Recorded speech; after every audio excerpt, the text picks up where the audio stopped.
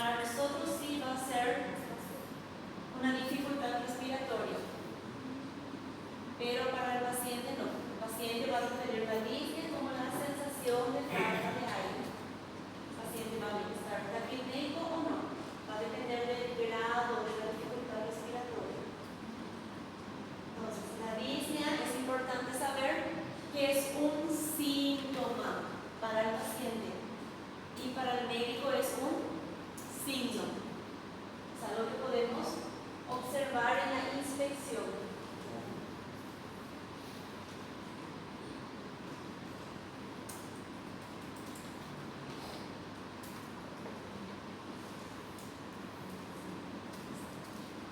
¿Qué es lo que vamos a evaluar en un paciente que viene a consultar por disnea? Muchas veces el paciente viene a la consulta después del episodio. Viene a la consulta porque él se despertó en la noche con dificultad para respirar, sensación de falta de aire. Viene a la consulta pero ya está normal. Entonces vamos a interrogar al paciente para ver si lo que tuvo realmente fue una disnea. Entonces debemos de cerciorarnos en el reinterrogatorio si fue una disnea real.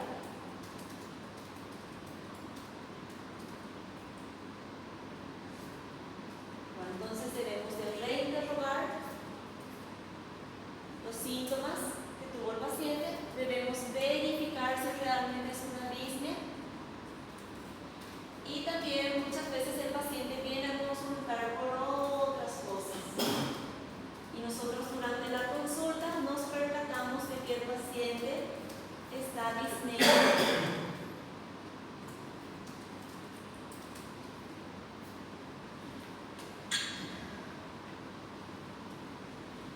¿En qué pacientes es muy frecuente esto?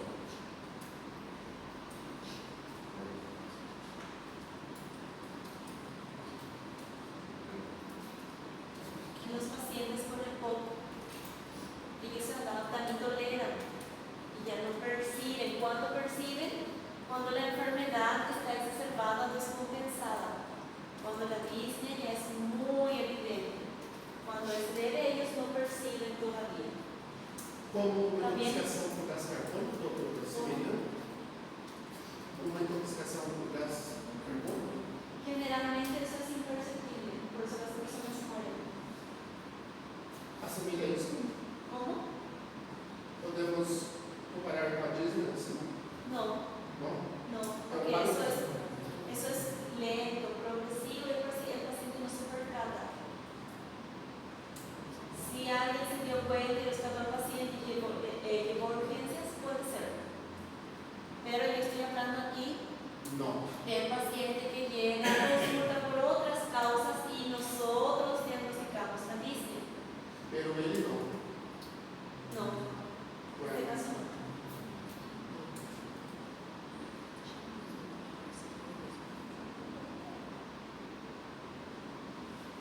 Bueno, la disnea no siempre es por causas cardiológicas, por enfermedades cardíacas. Pueden ser disneas respiratorias, en qué caso vamos a tener disnea respiratoria en un paciente con un estrés respiratorio, con una insuficiencia respiratoria.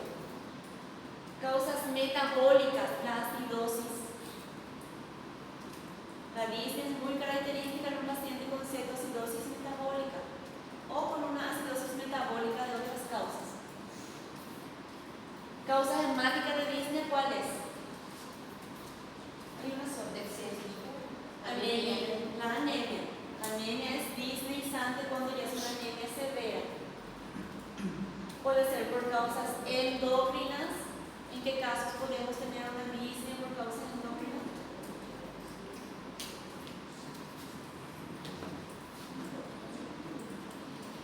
Se puede ver también mucho en el hipertiroidismo. El paciente está constantemente fatigado. Puede ser por causas funcionales, después de una actividad física, después de una caminata prolongada, podemos tener cierto grado de disnea.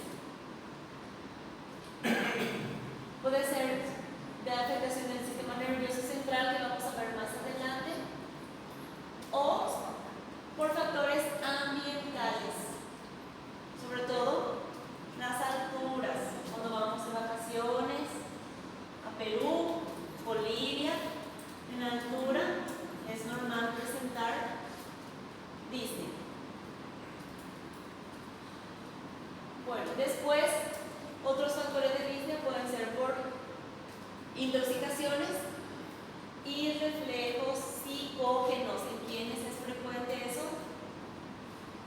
En pacientes con afectaciones psiquiátricas, pacientes con crisis de ansiedad, pacientes con crisis de pánico. La disnea es una de las manifestaciones más frecuentes. ¿Cómo llega el paciente con una crisis de pánico o urgencias? Dos cosas: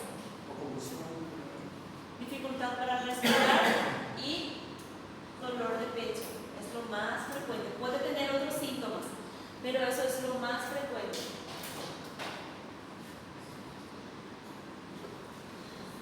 Bueno, ¿y cuál es la manifestación fisiopatológica? La fisiopatología, el paciente está con disnea por esto: para poder proveer mayor cantidad de oxígeno a los tejidos. Eso es cuando es una disnea real, cuando hay una patología que ocasione la disnea. No es lo mismo en un paciente que está con una crisis de ansiedad o una crisis de pánico. El paciente tiene disnea por esto, no por un mecanismo de compensación.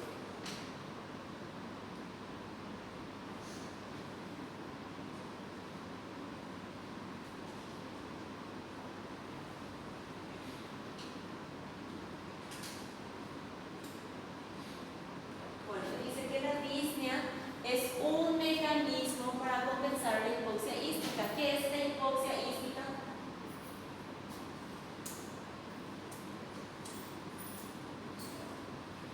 La hipoxia ística es cuando sí hay oxígeno, pero que no puede ser utilizado. ¿En qué casos tenemos oxígeno, pero que no puede ser utilizado? Cuando tenemos una hipercapnia, una retención de dióxido de carbono que agotan los receptores para el oxígeno. Entonces el oxígeno queda circulante, pero no tiene receptores en los eritrocitos. Después, cuando hay aumento de hidrogeniones en sangre, que es el caso de la acidosis metabólica, y cuando hay afectación del centro respiratorio, cuando tenemos un accidente cerebrovascular isquémico de tronco. Y en las causas psicógenas, es el caso que mencionamos recién, que el paciente no está disneico porque realmente deba compensar algo, sino está disneico por afectaciones psicógenas.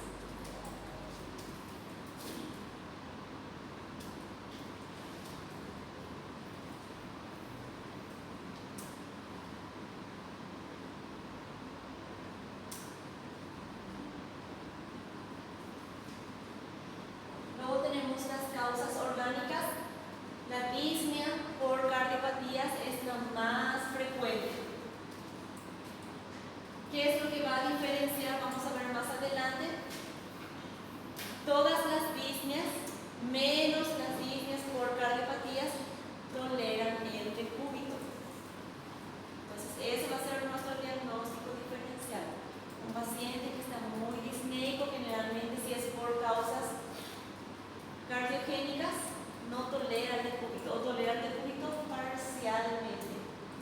Un paciente cardiópata que ya está disneico, ya está en una cardiopatía, una insuficiencia cardíaca descompensada y ya no toleran al 100% el decúbito. Si llegan a tolerar, toleran parcialmente. Ya necesitan tener una cabecera un poco más elevada o hacen el uso de mayor cantidad de almohadas en el domicilio. Eso es lo que va a diferenciar, va a ser el diagnóstico diferencial, si la disnea es de origen cardíaco o no. Deben de recordar eso.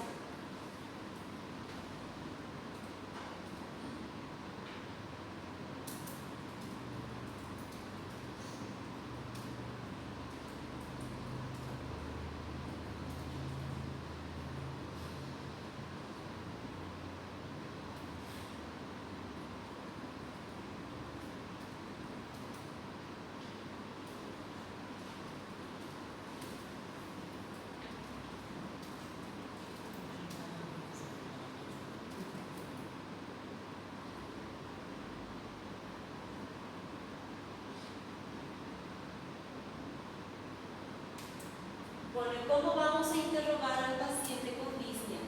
¿Qué es lo primero que hay que preguntar? Siempre hay que preguntar el inicio del síntoma, ¿cómo fue? ¿Cuánto tiempo duró? ¿Cuánto tiempo ya lleva presentando el síntoma? ¿Y en qué condiciones se presenta? Si se presenta en reposo, si se presenta al hacer ciertas actividades o si se presenta en ciertas condiciones.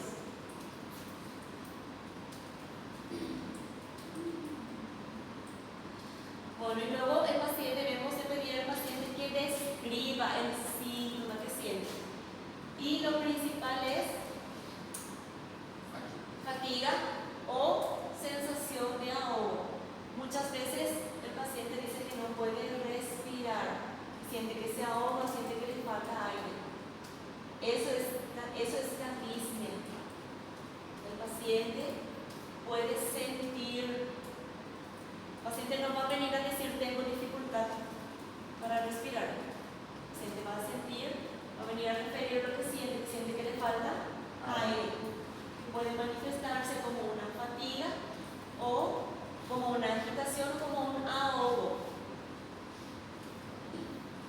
Y generalmente siempre está localizado. El paciente siempre llega así, a urgencias. Dice, doctora, no puedo respirar, siento que me falta el aire o siento que me ahogo.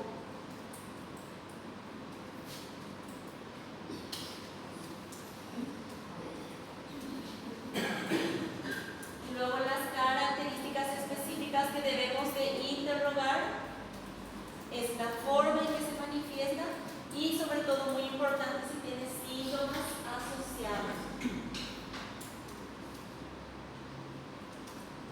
Deben recordar, no sé si desarrollaron, pero cuando se realiza una historia clínica, en la parte de la confección está detallado que siempre está el síntoma principal, luego están los síntomas que acompañan a la enfermedad y luego los síntomas que se agregan. Por ejemplo, un paciente que viene a consultar por disnea, ¿qué le vamos a preguntar? ¿Cómo comenzó? ¿Cuándo comenzó? ¿En qué condiciones se presenta? ¿Cuál puede ser un síntoma acompañante de la disnea? Debemos preguntarle si tiene fiebre. El paciente puede decir que empezó con una tos, que después tuvo sensación de falta de aire, sensación de ahogo, fiebre, se mantuvo así por 3 a 4 días. En el 5.º día empieza a tener tos productiva. En ese caso la fiebre va a ser un síntoma acompañante y la tos productiva va a ser un síntoma que se agrega. Entonces, a la hora de hacer una historia clínica hay que tener en cuenta todas esas 3 características: el síntoma principal, el síntoma que acompaña la enfermedad y los síntomas que se van agregando después a medida que van pasando los días de la enfermedad. Eso es importante. No es lo mismo una tos húmeda desde el principio a una tos que después se volvió húmeda. ¿Entiendes la diferencia? Síntoma principal, síntomas acompañantes y síntomas que se agregan a la enfermedad actual. Y después, ¿qué más hay que hacer? Hay que agregar los síntomas que niega al paciente.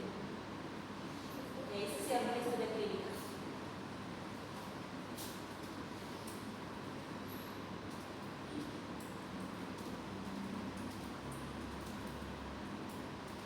Bueno, luego vamos a ir complementando el síntoma de la disnea con el examen físico. Vamos a preguntar ya al paciente sobre la fecha de inicio, más o menos cuándo comenzó, desde cuándo presenta el síntoma, y luego vamos a evaluar al paciente. Si el paciente tiene ruidos agregados o no. Durante el interrogatorio nosotros ya hacemos la inspección del paciente. Después le vamos a pasar a la palpación y luego la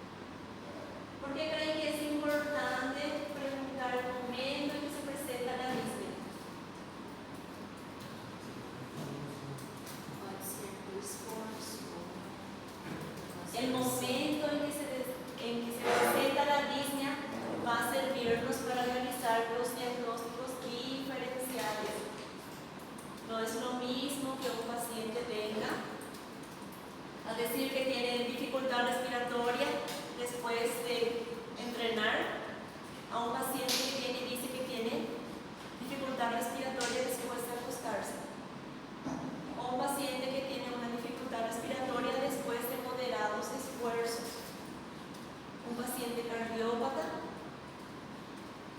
¿Cómo inicia la disnea en un paciente cardiópata? Primero, a mínimos esfuerzos, a moderados esfuerzos, luego un reposo. Y luego también está la disnea paroxística nocturna. ¿Qué es la disnea paroxística nocturna? El paciente que ya se acuesta a dormir y luego despierta con sensación de falta de aire. Así como no es lo mismo un paciente que estaba con un cuadro respiratorio y que bruscamente empieza a tener disnea. Eso ya nos va a hablar de una insuficiencia respiratoria, una disnea de presentación brusca.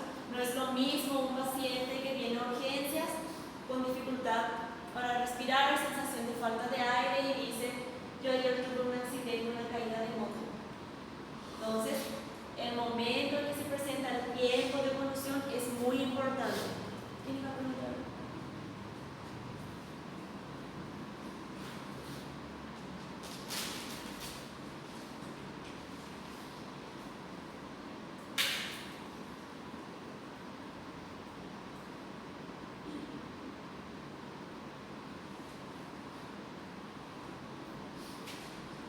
Luego vamos a preguntar también al paciente si la disnea mejora con ciertas actitudes que él toma.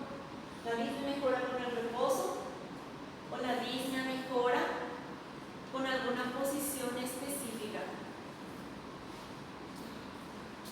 La disnea cardíaca, por ejemplo, generalmente mejora cuando ya es una disnea de reposo, mejora con el paciente sentado y con una inclinación hacia el frente.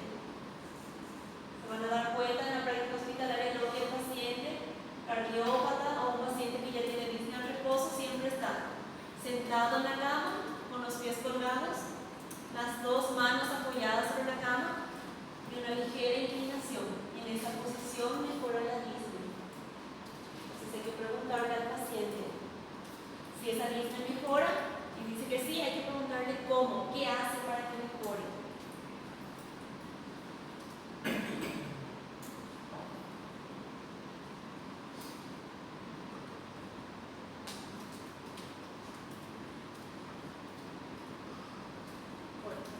Cuando un paciente tiene disnea, también es importante preguntarle más o menos cuántos metros él tolera la disnea, sobre todo los pacientes cardiópatas. No es lo mismo un paciente que camina una cuadra y se cansa a un paciente que se levanta de la cama y se cansa cuando llega al baño. Un paciente que tiene disnea y camina una o dos cuadras y tiene disnea, ya puede ser considerado una disnea a moderados esfuerzos. Un paciente que se levanta de la cama y va al baño, ya es una disnea a mínimos esfuerzos. O un paciente que entra a tomar un baño y sale disneico, es una disnea a mínimos esfuerzos. Siempre hay que preguntar, hay que hacer un cálculo mientras estamos interrogando al paciente para poder identificar el grado de la disnea.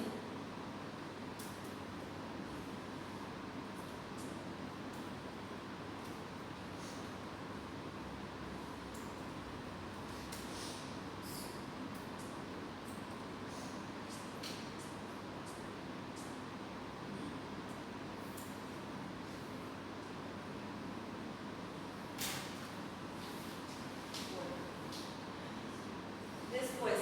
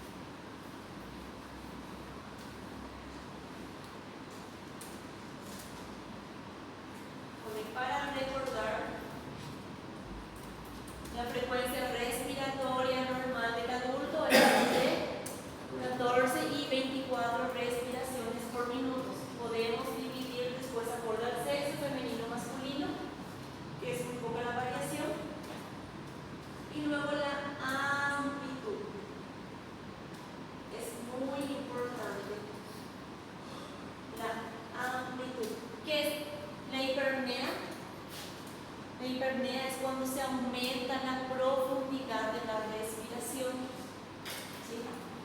Un paciente puede tener una frecuencia respiratoria normal, pero tiene una profundidad muy aumentada. Este paciente que tiene disnea intenta meter la máxima cantidad de oxígeno en cada respiración porque él siente que le falta aire. El paciente que respira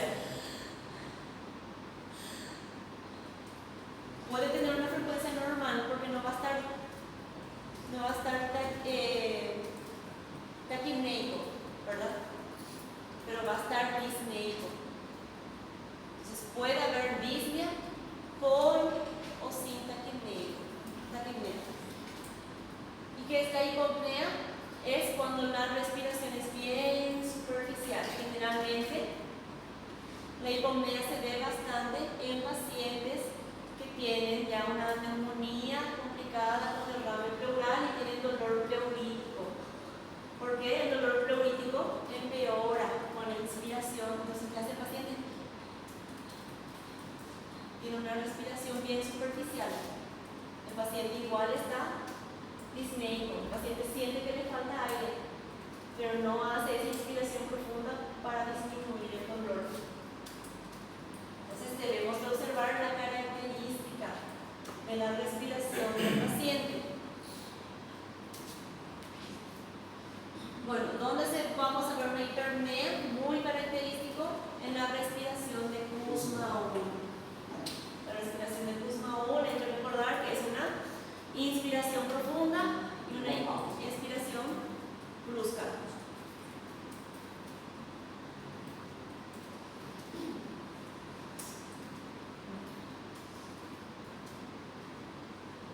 Bueno, y cuando tenemos una polipnea, cuando tenemos una frecuencia y una profundidad aumentada. Entonces, hiperpnea es solamente la inspiración aumentada, la profundidad.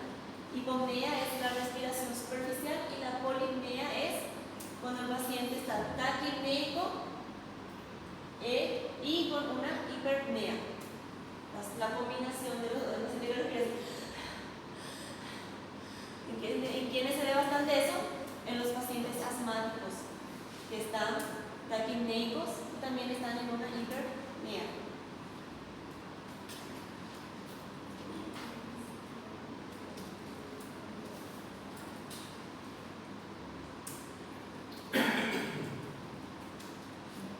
Luego debemos de evaluar también el ritmo respiratorio. Si el paciente tiene un ritmo regular o un ritmo irregular. Generalmente casi todos los tipos de respiraciones tienen un ritmo regular, excepto la respiración de Biot, que es irregular, de principio a fin. Y la respiración de Chine-Stokes, ¿cómo es? La respiración de Chine-Stokes empieza con una respiración superficial que va aumentando, luego va disminuyendo y hay un periodo de apnea y luego inicia. Va ascendiendo, descendiendo, apnea.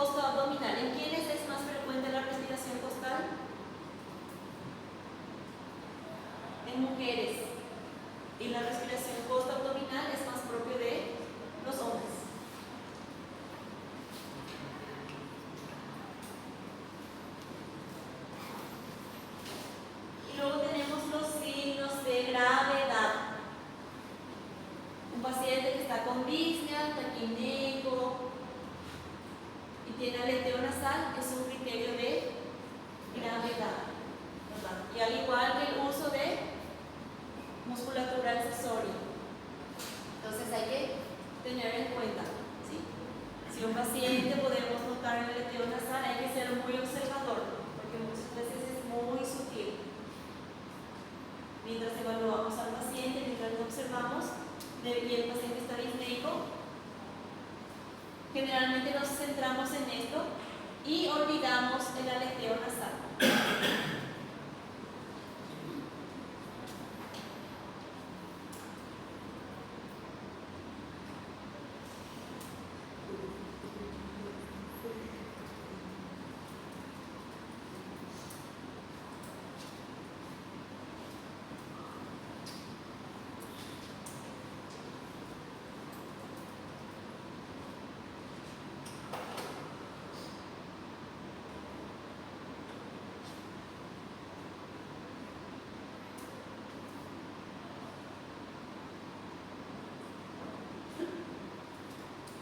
Los tipos de disnea. Tenemos primero la disnea de esfuerzo, que debemos de planificar si es a pequeños, a moderados o a grandes esfuerzos.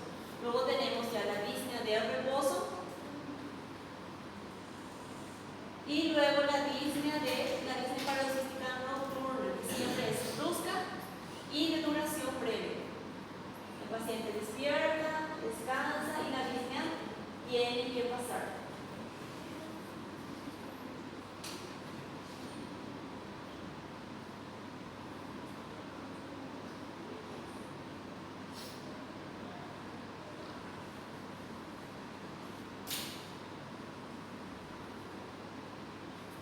Bueno, la disnea de esfuerzo, el desencadenante siempre va a ser la actividad física. Siempre vamos a guiarnos por el tipo de actividad física que presenta el paciente antes de que presente disnea.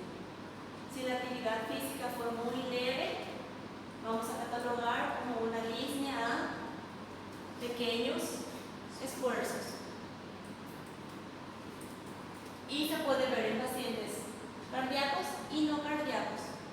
Pacientes no cardíacos, ¿quiénes van a ser? Pacientes con ECMO, pacientes asmáticos, pacientes que están con algún cuadro respiratorio, una neumonía, ¿verdad? ¿Quiénes otros? Son pacientes que tuvieron algún tipo de traumatismo, que tienen un neumotórax o neumotórax. Muchas veces el paciente en estado de ebriedad tiene algún accidente, caída de moto, no va al hospital y va al hospital cuando tiene síntomas. Hacemos una radiografía y vemos lo más común es un neumotórax o hemotórax por alguna contusión pulmonar, pero leve. El paciente tolera, pero que se vuelve sintomática después.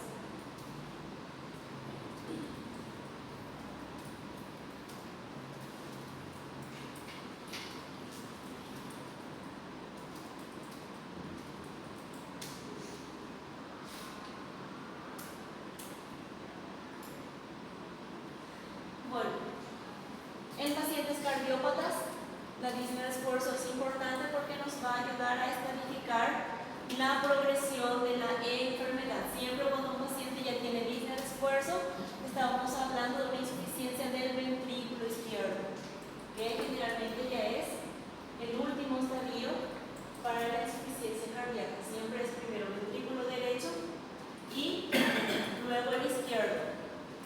Entonces, cuando ya hay una afectación ventricular izquierda, ya hay una afectación cardíaca global y el paciente ya está sintomático.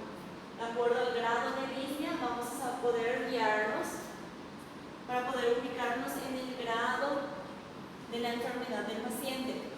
Por eso es importante un buen interrogatorio y determinar bien qué tipo de disnea, qué grado de disnea tiene el paciente cardiópata.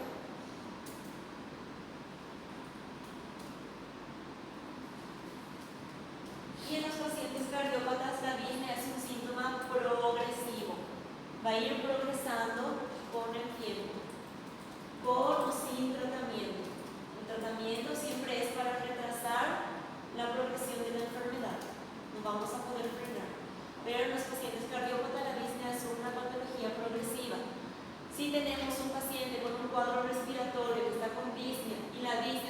va progresando, va evolucionando, eso también nos va a hablar de que la enfermedad también está progresando.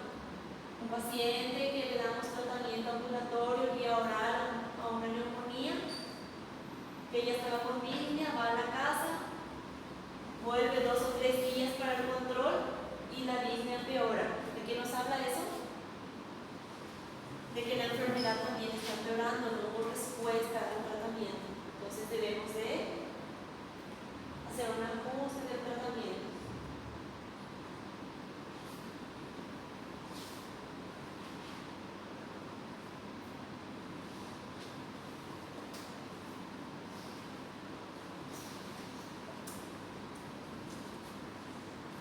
Bueno, luego la disnea en reposo,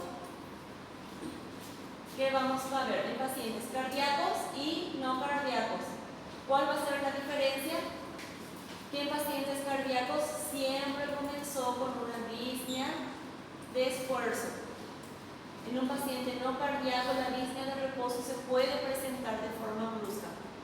El paciente estaba bien y súbitamente presenta una disnea en reposo, pero el paciente cardiópata no. El paciente cardiópata siempre primero presenta disnea de esfuerzo y luego disnea en reposo. Siempre. El paciente cardiópata nunca presenta una disnea de reposo de inicio súbito.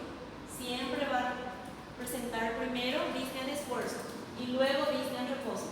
En cambio, cuando es una disnea no cardíaca, sí se puede presentar la disnea de reposo de forma brusca. ¿En qué caso vamos a ver? En un síndrome de distrés respiratorio agudo. Esto se dio bastante en el COVID. Un paciente que estaba normal, hace sus actividades normal y bruscamente presentaba disnea de reposo porque hacía un distrés respiratorio agudo grave, una insuficiencia respiratoria aguda, que eso sí es de inicio de instalación aguda, no necesariamente va a presentar disnea de esfuerzo.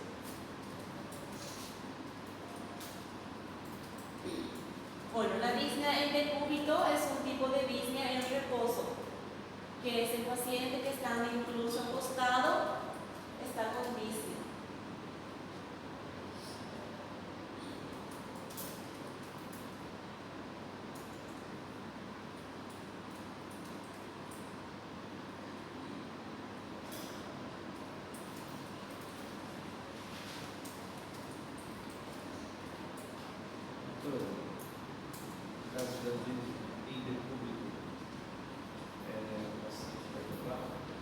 Para pacientes cardiópatas. Paciente cardiópata es el que no tolera el decúbito.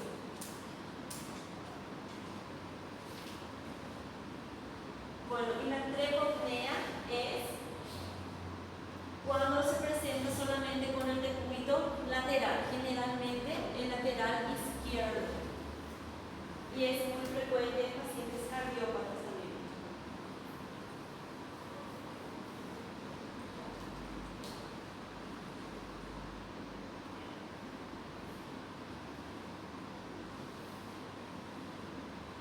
Bueno, aquí tenemos algunos ejemplos de disnea de reposo no cardíaca, insuficiencia respiratoria, las anemias también, una anemia aguda.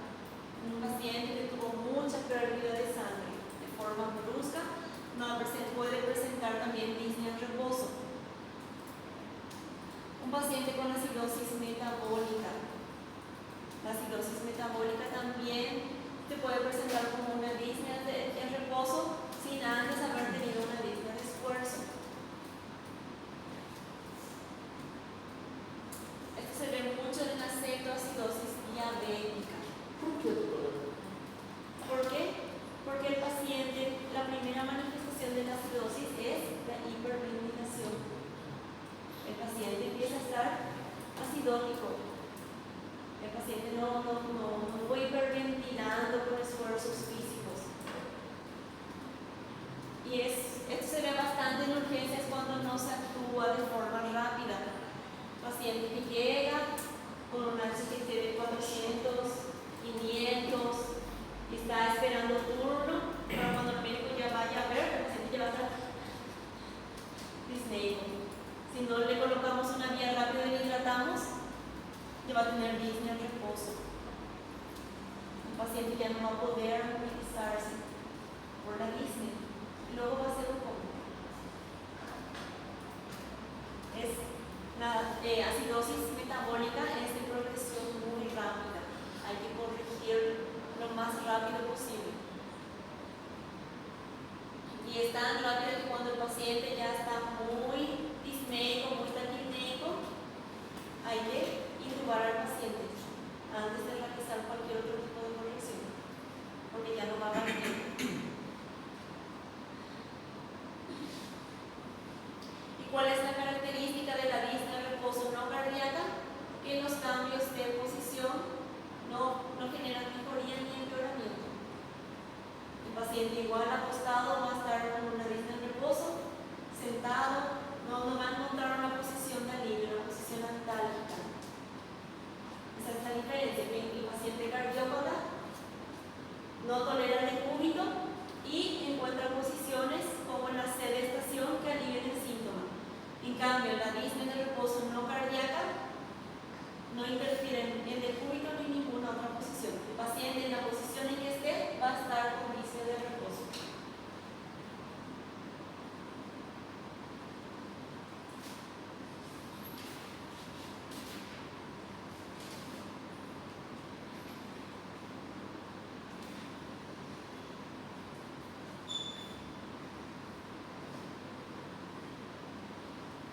Como ya les mencioné antes, ¿cómo vamos a hacer el diagnóstico de una disnea cardíaca? Con el decúbito. El paciente que tiene una disnea, ya sea de reposo o no, tolera el decúbito. El paciente cardiópata no. Esa es la principal característica. Que el paciente cardiópata no tolera el decúbito. Y cuando la disnea no es por causas cardíacas, el paciente sí va a tolerar el decúbito. Es diferente.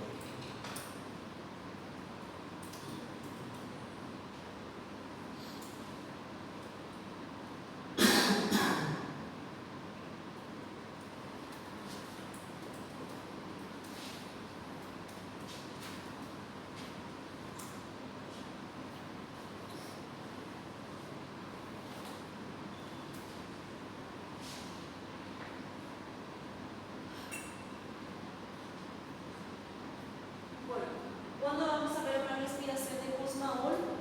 Predominantemente cuando tenemos afectación del sistema nervioso central.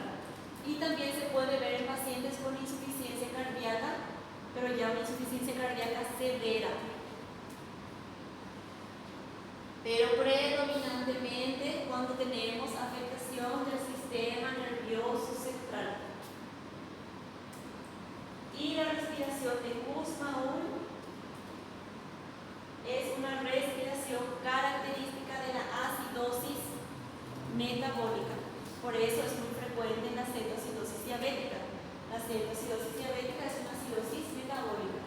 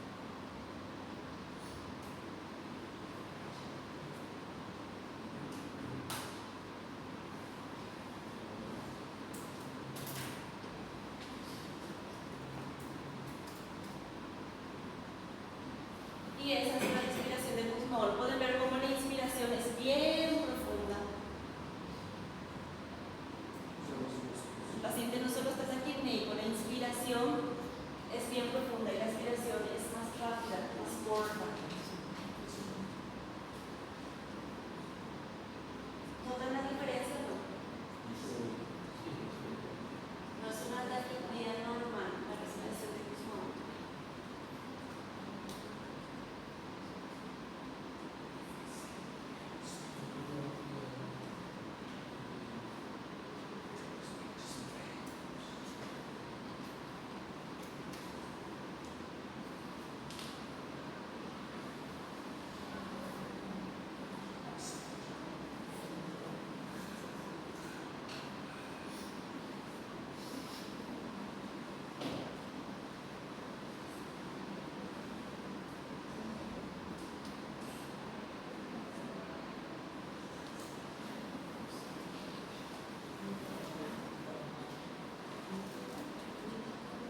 Bueno, la disnea paroxística, como su nombre ya dice, es una disnea que aparece bruscamente, dura muy poco tiempo y tiene que haber una recuperación total después del episodio de la disnea. En los pacientes cardíacos, la presentación más frecuente es la disnea paroxística nocturna, que ya mencionamos varias veces. El paciente se acuesta a dormir, se despierta con la dificultad respiratoria, toma un pequeño descanso y luego puede continuar durmiendo. Si el paciente cardiópata refiere que ya tenía esos síntomas, pero acude en la madrugada a urgencias porque tuvo una disnea que le despertó y no pasó, no mejoró, hay que pensar en otras cosas. Puede ser un síndrome coronario agudo, que el paciente ya está haciendo un evento isquémico. Pero si la disnea desapareció totalmente luego del reposo, es lo normal. Cuando tenemos una disnea paroxística nocturna en pacientes no cardiópatas, generalmente es por broncoespasmo. El paciente hace un broncoespasmo porque estaba con un cuadro respiratorio y luego la disnea pasó. Pero ¿cuál es la característica? Que a la auscultación podemos encontrar hallazgos patológicos. Podemos encontrar broncos, podemos encontrar sibilancias.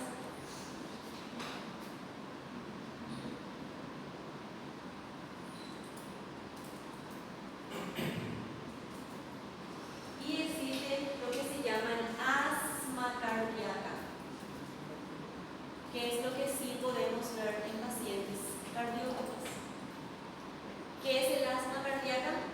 El asma cardíaca es el estadio previo antes de un edema agudo de pulmón.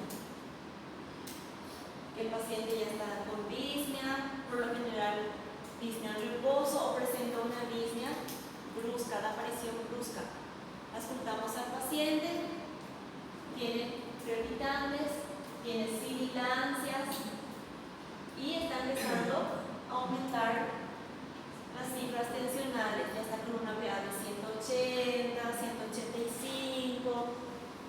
Ese es el asma cardíaco. Es el estadio previo al edema agudo de pulmón.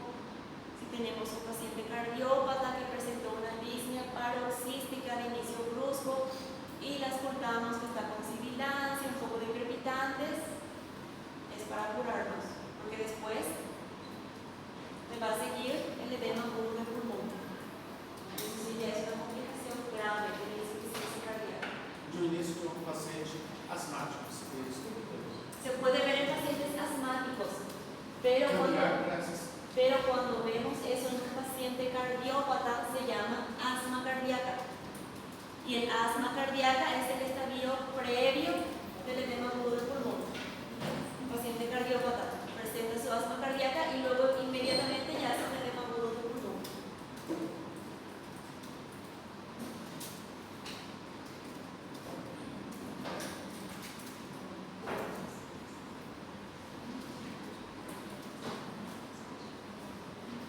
Aquí está.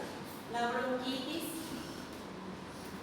los espasmos bronquiales y el asma son las causas más frecuentes de disnea paroxística no cardíacas.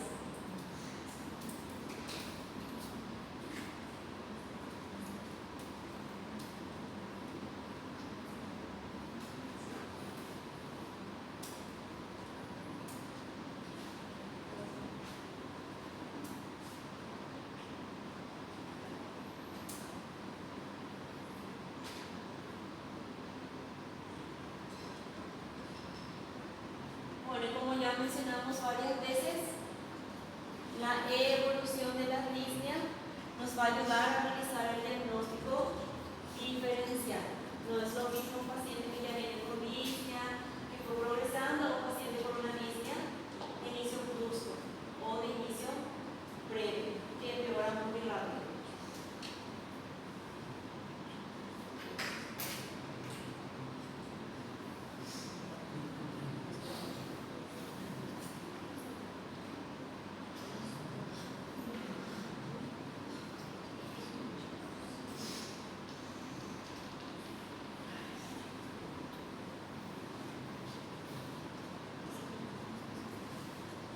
Bueno, y la disnea de las cardiopatías. Entonces, la disnea no es una expresión de la cardiopatía. Yo no voy a decir que un paciente es cardiópata porque tiene una disnea, sino es lo contrario. La disnea lo que nos va a indicar es el grado de alteración, el grado de progresión de la enfermedad. Entonces, si yo diagnostico disnea en un paciente, una disnea crónica, no voy a diagnosticar una cardiopatía, pero sí que el paciente cardiópata está en un estado avanzado de su enfermedad. Entonces, la disnea lo que nos va a dar es el grado de alteración de la cardiopatía. Vamos a ver si es una cardiopatía leve, moderada o una ya avanzada.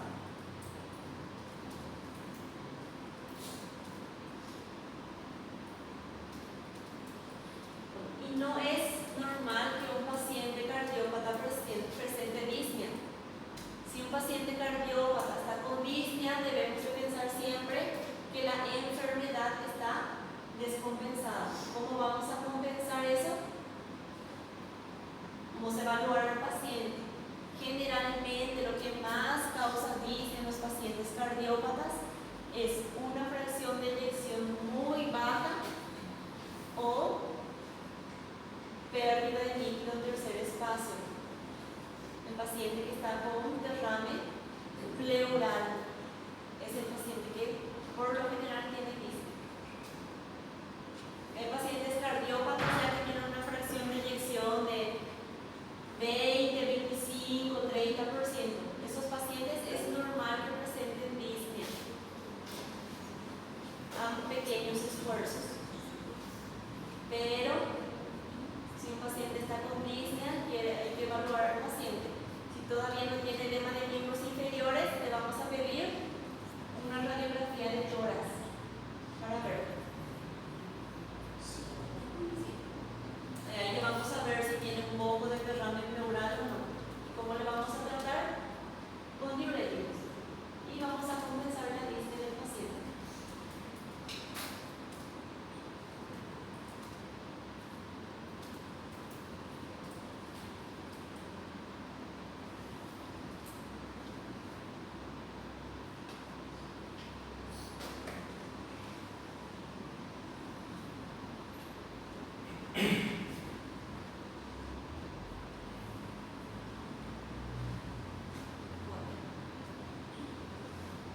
Generalmente cuando un paciente cardiópata ya tiene disnea, ya estamos hablando de falla cardíaca.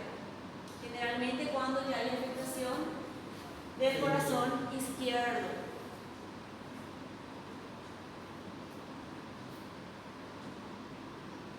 Y en algunos casos ya hay hipertensión pulmonar. Y todo eso se puede tratar. Le medicamos al paciente y vamos a mejorar la disnea que se usa para la hipertensión pulmonar. Una medicación que fue elaborada justamente para eso, pero que los hombres usan indiscriminadamente. El sildenafil, y el tadalafil fueron creados para tratar la hipertensión pulmonar, pero descubrieron que también tiene otros efectos, ¿verdad?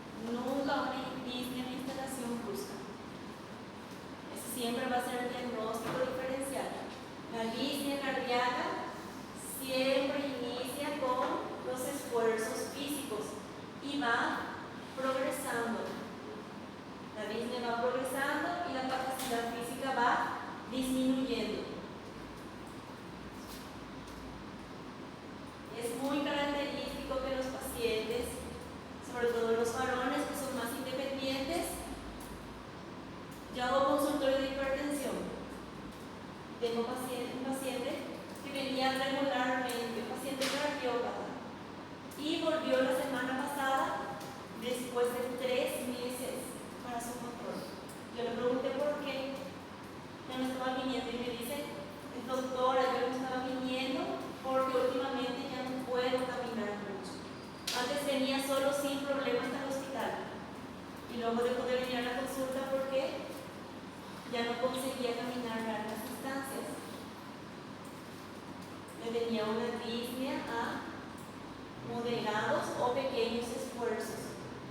¿Por qué? La enfermedad fue progresando. Y él me dijo que antes iba a la chakra, que ahora ya no puede hacer eso, que tuvo que dejar esa actividad, ya no puede venir al hospital porque se cansa mucho. Entonces fue una disnea que fue progresando. Esa es la característica de la disnea cardíaca, no deben olvidar. La disnea cardíaca siempre inicia con los esfuerzos físicos y va progresando, porque ese va a ser nuestro diagnóstico diferencial.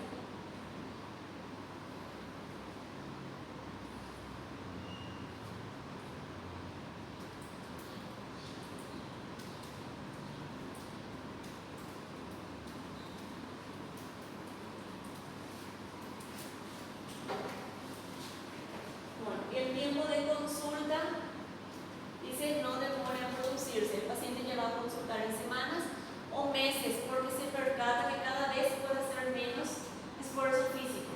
A diferencia de los pacientes con insuficiencia respiratoria crónica. ¿Quiénes son estos pacientes? Los pacientes con EPOC.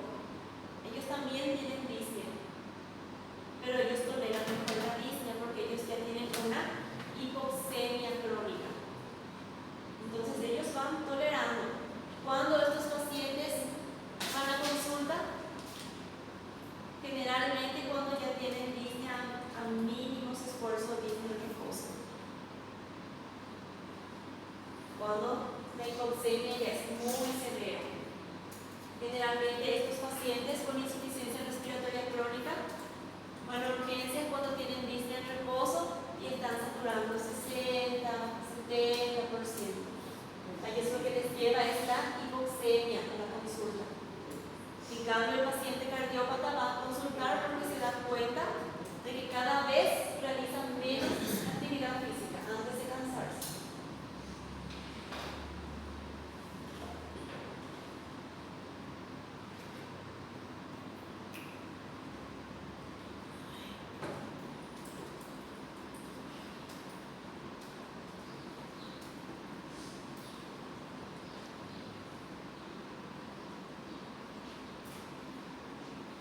Bueno, ¿y cuál es otra característica de los pacientes cardiópatas?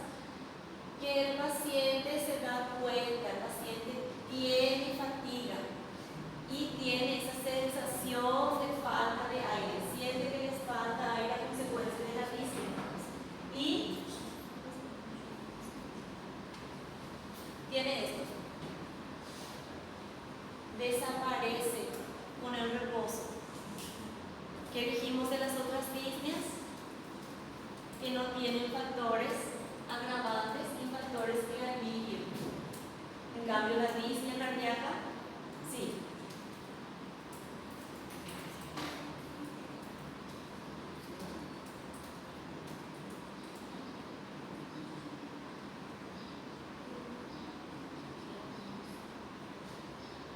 Y la característica del tipo de respiración es una taquipnea con una respiración superficial. ¿Cómo dijimos que se llama la respiración superficial?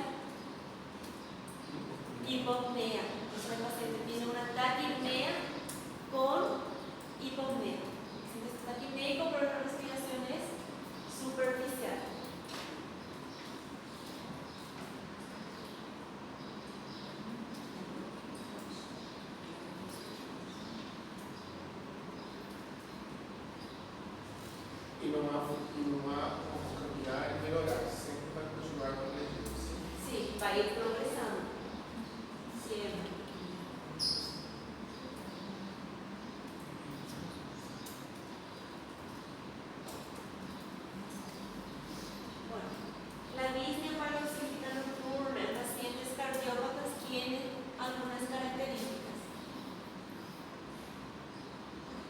Generalmente el paciente ya estaba presentando disnea a pequeños y moderados esfuerzos y luego se agrega la disnea paroxística nocturna.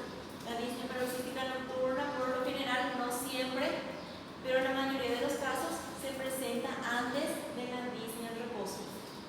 Paciente que ya tiene una disnea, moderados esfuerzos, empieza a tener disneas paroxísticas nocturnas, luego ya tiene disnea con pequeños esfuerzos y por último ya la disnea en reposo.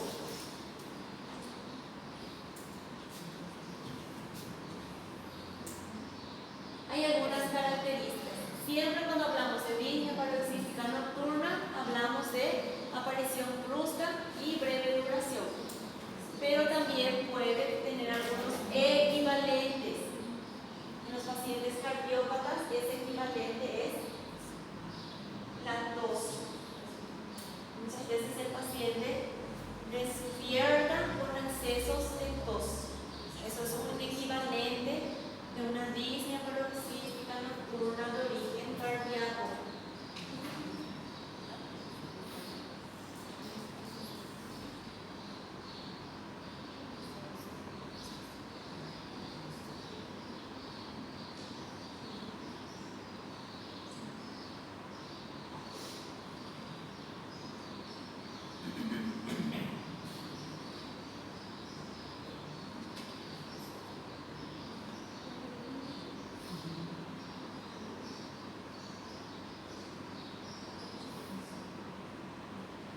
Y como es toda patología cardíaca, la disnea siempre va a desaparecer, pero cada vez va a ser más frecuente. Puede presentar una vez por semana, luego 2 veces por semana, luego puede presentar todos los días, después puede presentar una sola vez por noche, luego ya 2 veces por noche el paciente vuelve a dormir, pasa cierto tiempo, se vuelve a despertar. Siempre cuando hablamos de disnea cardíaca, ya sea paroxística o no, siempre va a ir evolucionando.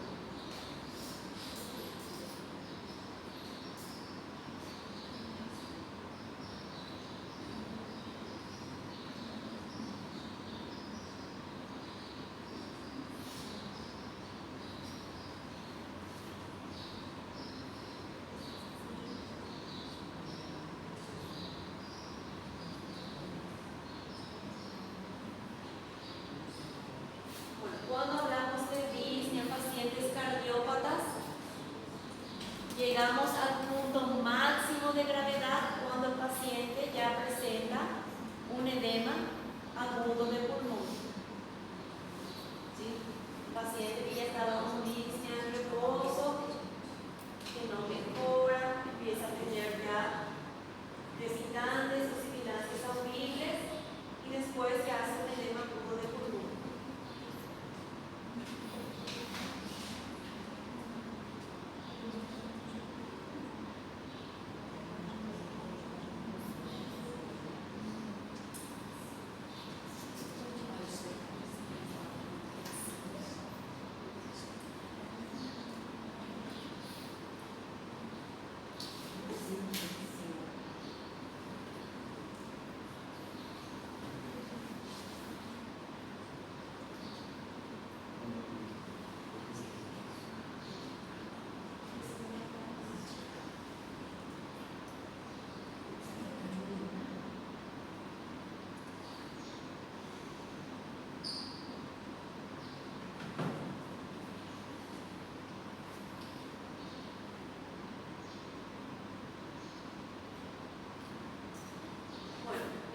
Que cuando tenemos una respiración de Cheyne-Stokes en un paciente cardiópata ya estamos hablando de una descompensación grave.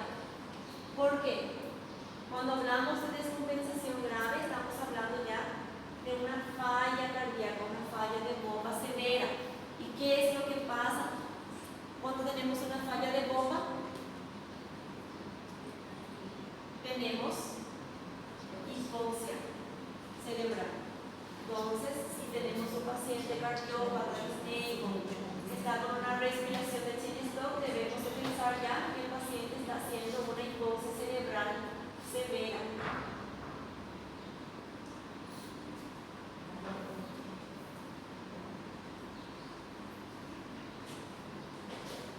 Y generalmente vemos eso cuando tenemos una falla de bomba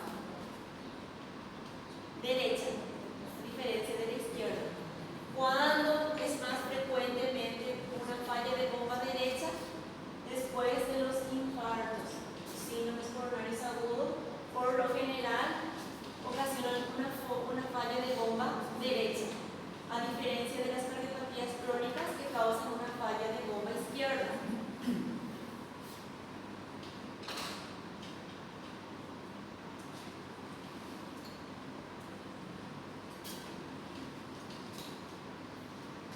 Aquí puedo llamar a María para la asistencia, porque no me responde.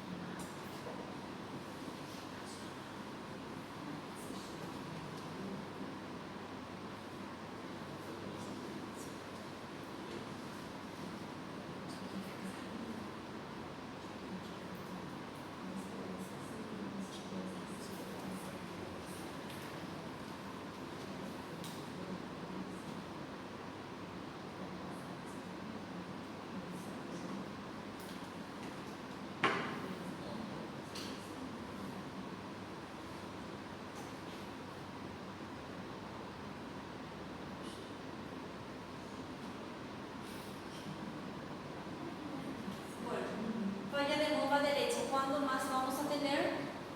Cuando tenemos afectación pulmonar, que puede desencadenar una falla de bomba derecha, un paciente con un derrame pleural masivo, sobre todo cardiópatas, que están con un derrame pleural extenso. Si no controlamos, si no solucionamos ese derrame pleural, va a ocasionar una falla de bomba. ¿Por qué? Porque todo ese líquido acumulado va a disminuir la capacidad de expansión del pulmón, del corazón, y va a causar un agotamiento, una fatiga cardíaca, que va a desencadenar una falla cardíaca derecha. ¿Qué otras causas pueden causar una falla cardíaca derecha? La anoxemia. ¿Qué es la anoxemia?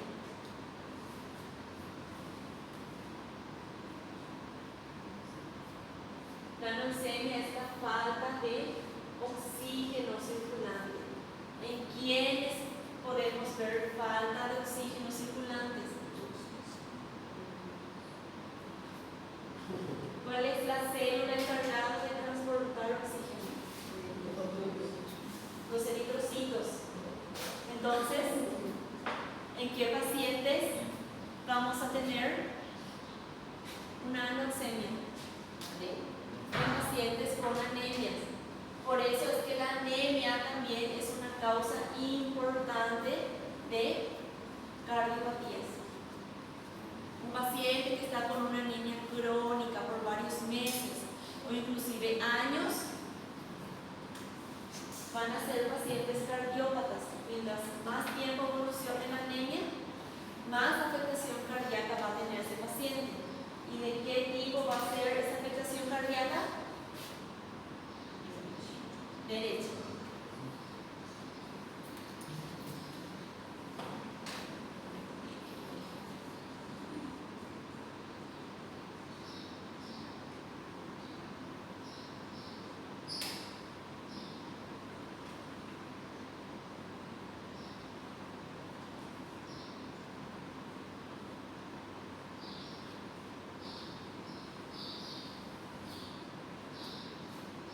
Entonces, cuando tenemos una falla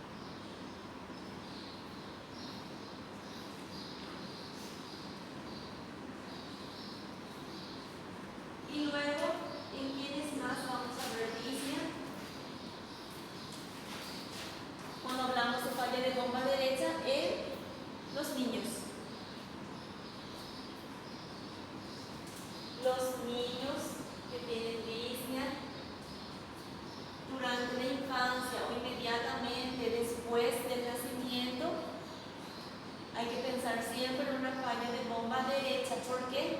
Por las malformaciones congénitas. Hay que recordar que el corazón es el primer órgano en desarrollarse, en la embriogénesis. El primer órgano es el corazón. Por eso el corazón ya está desarrollado al momento del nacimiento, no así los otros órganos. Los demás órganos se van desarrollando durante la primera infancia. El cerebro, los riñones y esas alteraciones se empiezan a ver ya después.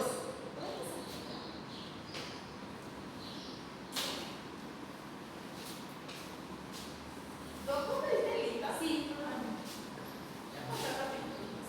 Alex Adrián, Alexander, Presente. Ana Rafaela,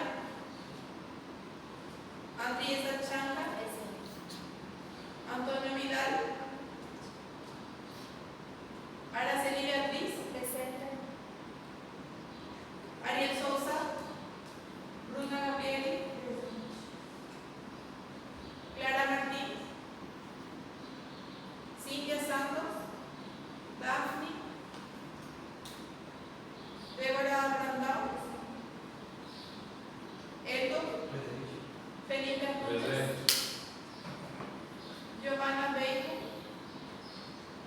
Jesse Murillo, Heitor Luciano, Jean Michael, Juliana Cortes, Susana Pereira, Karen Cristina, Carlos García, Luis César, Presente. Luciana Oliveira, María Fernanda, Mariana Marta, Mariana Oliveira, Maristela, Michelle Dayan, Patricia Santos, Benjamin Soares, Ravi Santos, Ricardo Ariel, Rodrigo David, Presente. Ramírez Peixón, Taina Masuchili, Wagner y Wellington. ¿A todos le llamé? Gracias. Como pueden ver, cuando hablamos de falla de bomba derecha en la infancia, estamos hablando de las malformaciones cardíacas congénitas. ¿Y cuál es la característica una vez más? Que siempre el paciente va a tener una posición de alivio de los síntomas. Siempre la disnea cardíaca tiene un agravante y una posición astálgica, una posición que mejora los síntomas del paciente, y ciertas posiciones o actividades que van a empeorar la disnea del paciente. Ahí es cuando vamos a hacer nuestro diagnóstico diferencial. Por eso es importante en el momento del interrogatorio preguntar en qué momento empeora y cómo mejora. Si el paciente dice no mejora con nada, probablemente no sea una disnea de origen cardíaco y hay que buscar otras causas.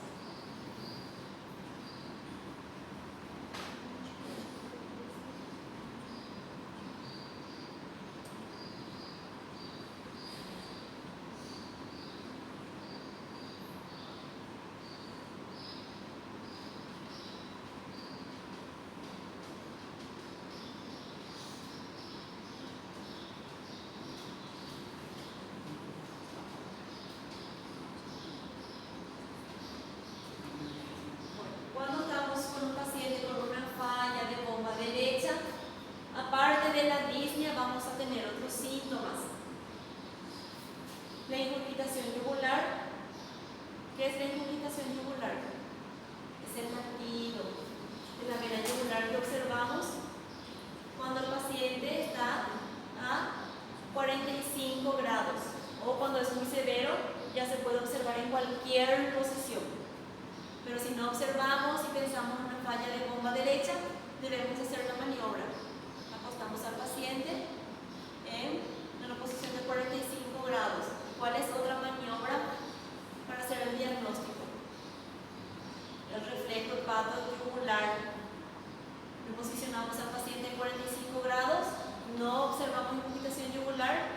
pero hacemos una compresión hepática. Comprimimos un poco el hígado y tenemos una dilatación de la vena yugular. Ese es el reflejo hepatoyugular. Bueno, aparte de eso vamos a tener hepatomegalia, porque estamos hablando de corazón derecho. Hay que recordar que cuando hablamos de corazón derecho, el corazón derecho es el que recibe la sangre de la circulación. Cuando tenemos una falla, toda esa sangre de la circulación no puede ingresar a las cavidades cardíacas y hay un reflujo. Entonces ese reflujo es lo que va a causar también la hepatomegalia.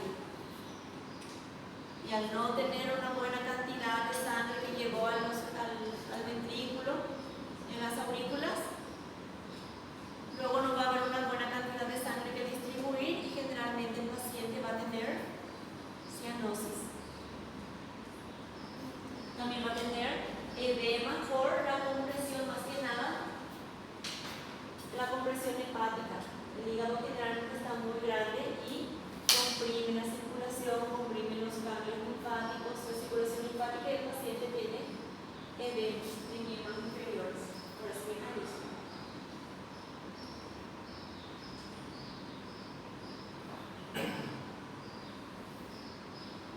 Y cuando hablamos de insuficiencia cardíaca izquierda, ya hablamos de una insuficiencia cardíaca global. Cuando el ventrículo izquierdo está afectado, generalmente, en la mayoría de los casos, el derecho también ya está afectado. Siempre es primero derecho y luego izquierdo. El único caso en que primero es el izquierdo es cuando tuvimos un infarto agudo de miocardio de cara inferior, que afectó el ventrículo izquierdo. Si fue algo progresivo, siempre es primero derecho y luego izquierdo.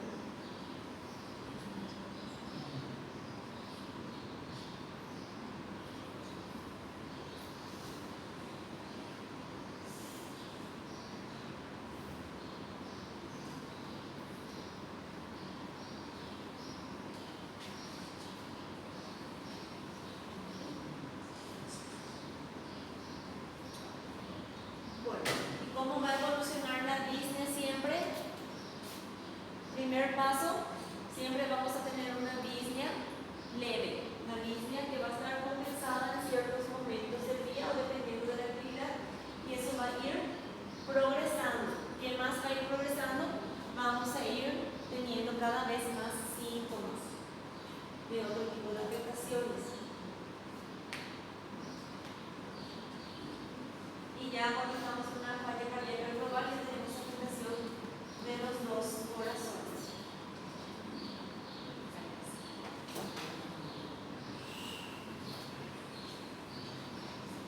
Y como ya les mencioné, no es normal que un paciente cardiópata tenga disnea. La disnea siempre nos va a hablar de una descompensación. Si tratamos a un paciente con disnea de forma correcta, la disnea debe desaparecer. Hay que compensar al paciente.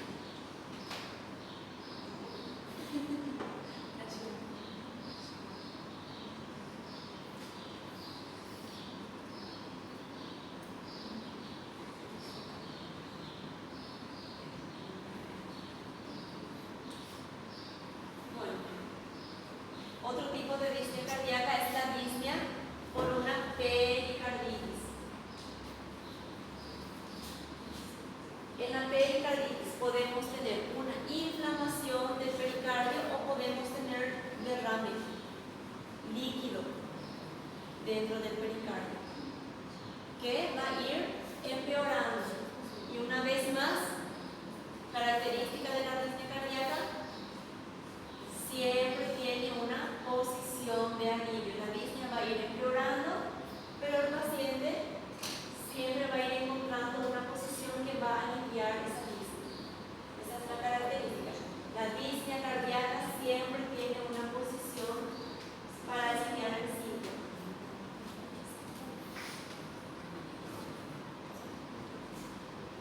Y semiológicamente, la posición de alivio para la disnea por una pericarditis es la que se llama plegaria mahometana.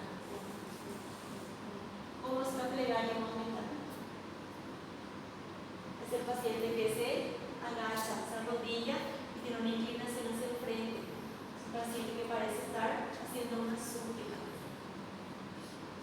Eso es muy característico. Donde más se puede ver es en semiología. La plegaria no aumentando. Se siente que están apoyados sobre las rodillas y en esta posición. Hay otra patología. Aparte de la pericarditis, hay otra patología que tiene una mejoría del síntoma en esta posición. La pancreatitis. La pancreatitis también tiene alivio en esta posición. Pero el paciente no tiene disnea, tiene dolor. Ahí vamos a hacer un diagnóstico diferencial. Si encontramos a un paciente así, debemos preguntarle por qué está así. Y va a decir, porque ahí respira mejor o porque mejora el dolor. Y ya hacemos el diagnóstico diferencial.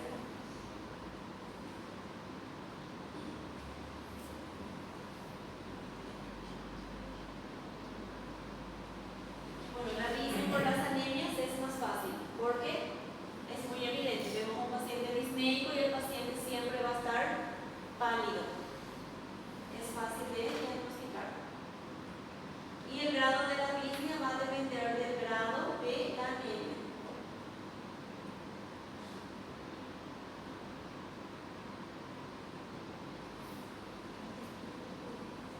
Dependiendo del grado de anemia, si es una anemia moderada a severa, se va a presentar con los esfuerzos. En cambio, cuando ya es una anemia muy severa, muy hemoglobina de 4, 5, ya se va a presentar en reposo. ¿Y cuál es la característica? No hay relación. El paciente va a estar disneico, tenga la posición que tenga. En cualquier posición, acostado, sentado, parado, el paciente va a estar disneico siempre. No va a mejorar y tampoco va a empeorar con ninguna posición.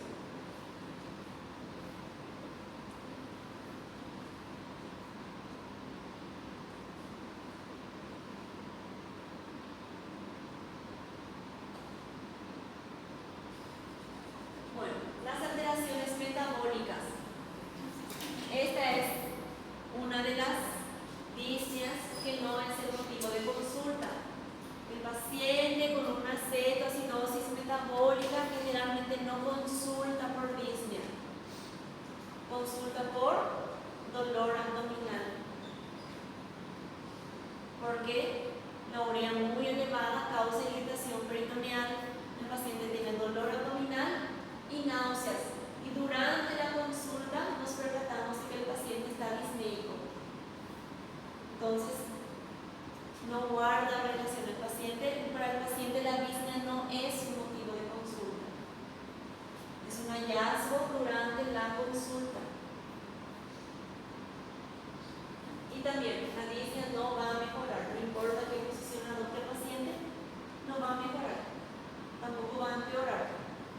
La disnea va a depender del grado de acidosis del paciente. Mientras más acidótico esté, más disneico va a estar el paciente. Cuando ya es una acidosis metabólica severa, es cuando el paciente empieza a tener sensación de falta de aire. Estamos hablando ya de un pH de 7.0, 6.9. Recién ahí el paciente siente disnea.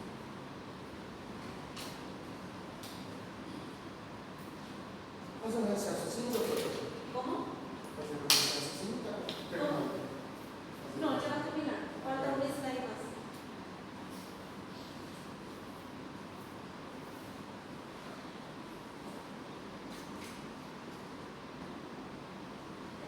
Bueno, cuando hablamos de neurosis, generalmente el paciente no tiene una causa orgánica y tampoco una causa metabólica que justifique esa sensación de falta de aire. O sea, a ese paciente le vamos a hacer un control de laboratorio, le vamos a hacer un electrocardiograma, una radiografía de tórax. ¿Para qué? Para demostrarle al paciente que está todo bien. Nosotros ya vamos a saber que está todo bien, que el problema está aquí.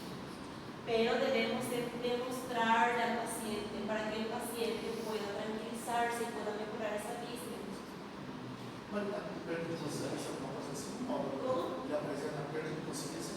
No, solo disnea. Estos pacientes, la disnea por neurosis, estos pacientes se quejan de mucha sensación de falta de aire. También. ¿Y qué hacemos con estos pacientes? Mientras le realizamos el estudio y todo eso, les damos unas gotitas de clonazepam. El paciente se calma y la disnea mejora, termina.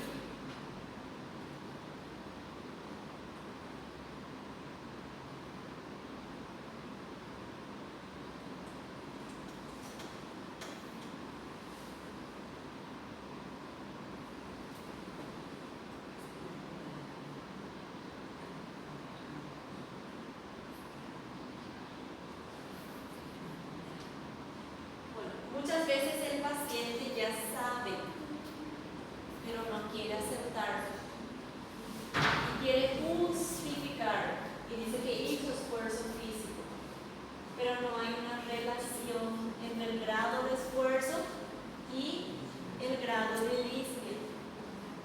A mí ya me pasó una jovencita de 15 años que llegó a urgencia por muchas dificultades respiratorias, que estaban haciendo actividad física. Pero yo le pregunté, porque ella fue a la compañía de la profesora, y ellos estaban haciendo pequeños trotecitos nada más. Y esta jovencita llegó en silla de ruedas, con una disnea así, taquinea, pero ella tenía una buena saturación, estaba un poco taquicárdica porque ella se estaba induciendo la disnea. Entonces no guarda relación el grado de la disnea con el grado de la actividad que aparentemente desencadenó la disnea. Y era una paciente joven, no era una paciente cardiópata, para tener tanta disnea con un esfuerzo leve o moderado. Esa es una característica de la disnea por neurosis, no hay una relación de la disnea con el grado de esfuerzo. ¿Y cuál fue el problema de esta jovencita? Que después de la hora de actividad física ellos iban a tener una prueba y ella lo que quiso fue evitar esa prueba y fingió una crisis de ansiedad ahí. ¿Y cómo yo curé esa disnea? Yo le dije que no se preocupe, yo le iba a dar un reposo, que no se preocupe por esa prueba, que ella iba a recuperar después. Y la disnea se curó. ¿Y cuál es el factor determinante? Siempre hay que evaluar el estado emocional del paciente y el grado de ansiedad o qué estaba haciendo antes de ese episodio de disnea. Estaba en el trabajo, si tuvo alguna discusión con algún familiar, con la pareja, con el compañero de trabajo, si estaba bajo mucho estrés. Y también hay que observar al paciente. Mi trabajo es interrogando, que es lo que más frecuente pasa cuando una mujer joven llega por disnea. Mientras vamos interrogando, la paciente comienza a llorar. Empieza a hablar, empieza a llorar la disnea. Eso se llama la habilidad emocional, cuando la paciente tiene llanto o el paciente tiene llanto fácil.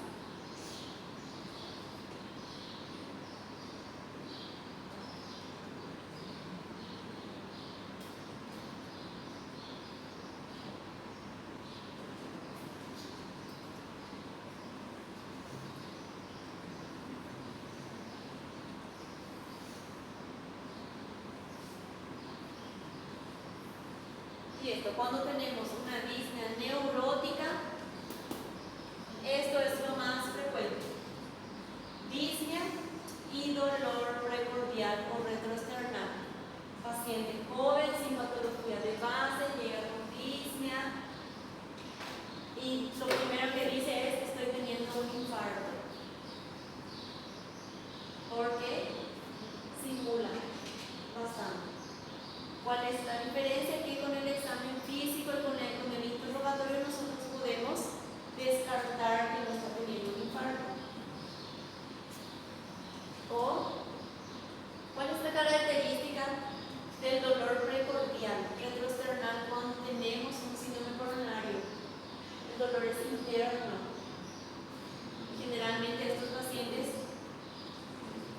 tocamos y le duele. Le tocamos el brazo y dice que siente dolor. Cuando estamos frente al infarto no hay dolor a la palpación. No hay dolor a la palpación, se debe de recordar siempre. Si el paciente dice que tiene dolor torácico y duele la palpación, ese no es un infarto. Puede ser una osteocondritis, pero no un infarto.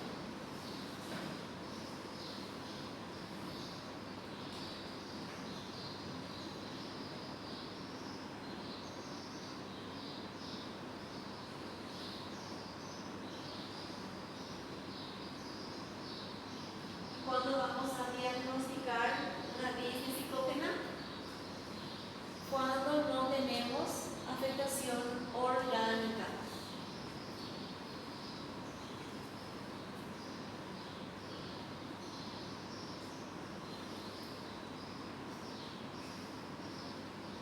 Y la granulomía pulmonar es una patología sumamente rara que puede desencadenar una disnea psicógena, pero no es lo normal.